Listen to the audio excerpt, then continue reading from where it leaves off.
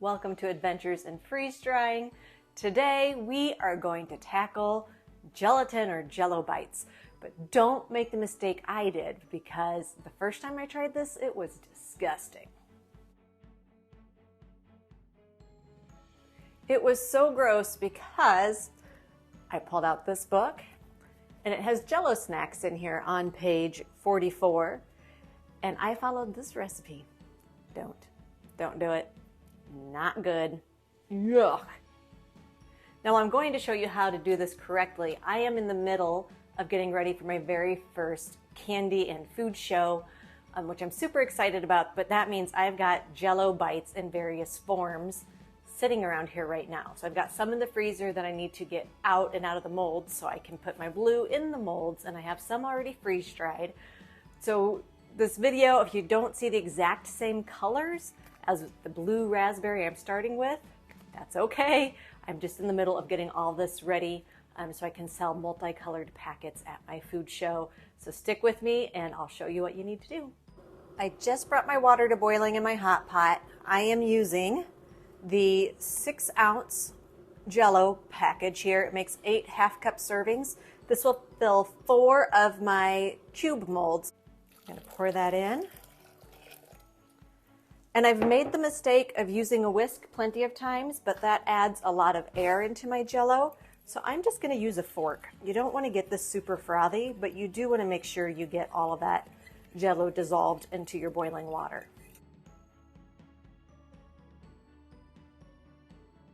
So all of my Jell-O mix is dissolved in my boiling water.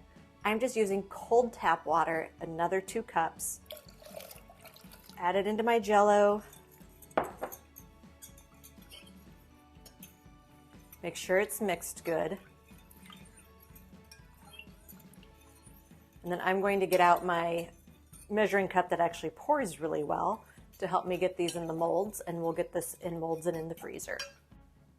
I've had this silly little plastic measuring cup for a long time here. Don't ask me where I got it from, but it pours a whole lot better than my glass measuring cups.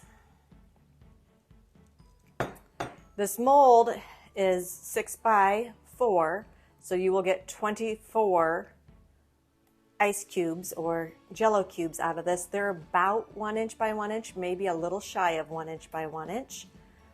And I don't want to overfill, but just up to the top. You don't want it pouring from one to the next. I have a couple of these overfilled just a touch. I can see a meniscus off the top. If you do that, I've learned that my turkey baster can be a good buddy for me and just suck a little bit right off the top. These molds do come with lids that I actually don't find that useful as lids, but as trays. So when I go to put this in my freezer, I can actually carry this without it bending. I just slide it off of my cutting board here, get my fingers under it, and it doesn't move on me. It stays nice and flat, and then I carry this over to my freezer. After filling up all 3 of my molds, this says I have 3/4 cup. I'm not sure this is an accurate measurement even, but I always come in more up to here, so I wouldn't even have a full 4th mold full of Jell-O mixture left, so there is that. Or you could just have a serving of Jell-O when you're ready for it. So you don't necessarily need 4 of those cube molds, but you're going to have more than enough for 3 cube molds, but not quite enough for 4. Now that my Jell-O bites are frozen completely solid, they are sticky to the touch. I'm not using the sugar-free Jell-O. I've not had any issues with not using sugar-free Jell-O, but if you try to get these out of the mold when they're this solid, have fun. I have learned, get your water hot and run some hot water over the back of your molds for 15 or 20 seconds, and then these are going to pop right out. I like to put a cutting board on my countertop. Mine just happens to match my countertop. That way I know it's a clean surface that my Jell-O bites are falling onto. So once I've already heated the back of that, I can fold this up like this and they start to pop out pretty quickly. Way easier than not having soaked the back of your molds.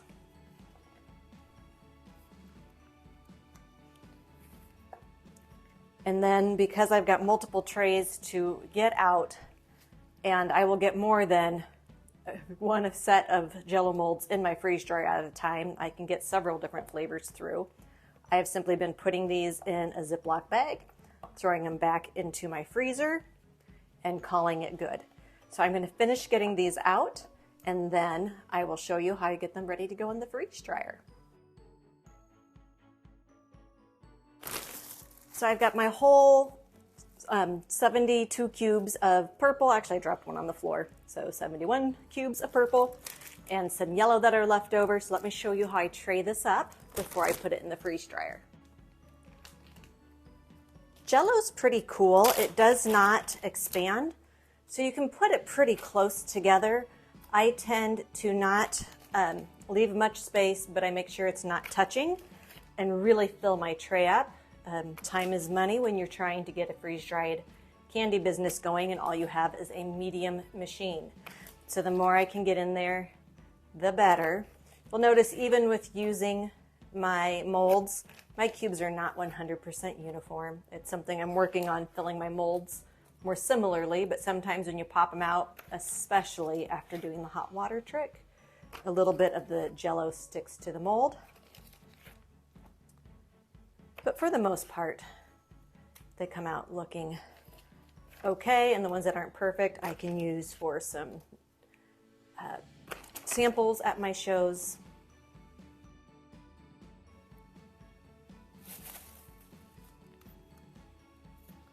So I will show these to you again once I have some out of the freeze dryer, and we'll go from there. We're out of the freeze dryer and I've bagged up a bunch of my product, but this is some of my samples that I have left for now. Yellow was my limiting factor since I didn't have a full batch of yellow to go into the freeze dryer. So my loads have been taking 24 to 28 hours. When it says it's done, I've pulled my trays out, flipped every block over, rotated my trays. I go top tray to the second from the bottom, bottom tray to second from the top. And then I don't really care where those two middle trays go, top or bottom, but I make sure I get those other ones taken care of because sometimes these Jell-O bites will still be frozen in the middle, but from the outside they look dry. And when I've used just an infrared thermometer, it says they're done and you'll bite in and it's frozen. And your product's going to go bad really fast if you don't get it completely dry. So 24 to 28 for a full load of Jell-O. Careful about making sure it's dry clear through. Let's take a look at the product. I like these because they're so bright in color.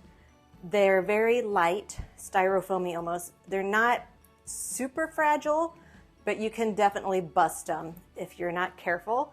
They're crunchy, but they melt on your tongue really fast. So there's a burst of flavor, and then these tend to be gone. Super fun. I've been using these dry and dry packets in my products to help make sure they stay dry through a show. Since this isn't for long-term storage, I am not using oxygen absorbers, but just dry and dry packets. Let's go ahead and have a taste test.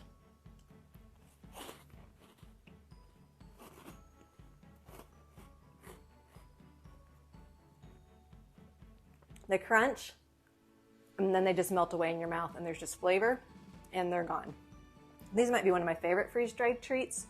Super simple to make. They make a ton of them. You can throw just a handful in any kind of an MRE pouch just to give that sweet and not a ton of calories or a ton of sugar if you're only getting 6 bites. So overall, I think Jell-O bites are a win. Just don't do what they told you to do in your Harvest Right book that came with your freeze dryer. Those were disgusting. These are good. Thank you for joining me on Adventures in Freeze Drying, and join me next time.